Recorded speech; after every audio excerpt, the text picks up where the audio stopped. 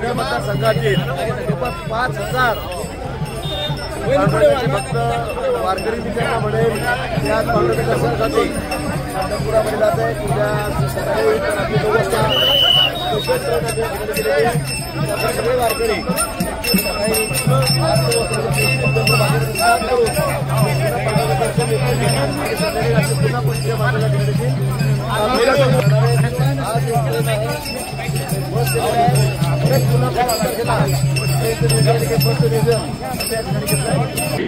आपण ट्रेनने जात आहोत आणि आज अर्धा भाग आपण घेतलेला आहे. अर्धा भाग फक्त राहिलेला आहे. 25 तारखेला पुन्हा आपण आपल्या अर्ध्या भागाचे सगळे आपले मतदारसंघातील आपले सगळे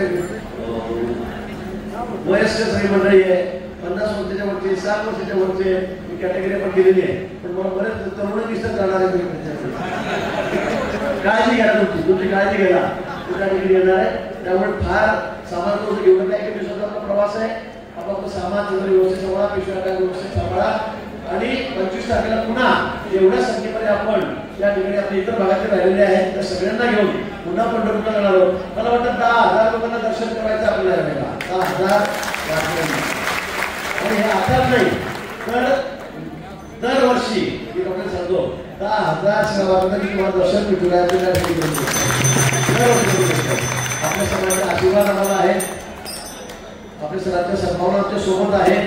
शुभेच्छा आमच्या सोबत आहे. आता एवढे वर्ष झाले 25 वर्ष तुम्ही आम्हाला निवडून देत आहेत. गेल्या 30 वर्ष बऱ्याच वर्ष निवडून देत आहेत. त्यामुळे आमची काही जबाबदारी आहे आणि म्हणून मी ठरवलं की या वर्षापासून सगळ्यांना माऊलीचं दर्शन करायचं. आषाढीच्या वेळेला फक्त गर्दी खूप असते. आषाढीच्या दिवशी गर्दी खूप असते. त्यामुळे आपल्याला त्या ठिकाणी जाता येत नाही कारण गर्दी तुफान असते. यावेळेला मुंबईपेक्षा जास्त लोक मुंबईसाठी लोक होते.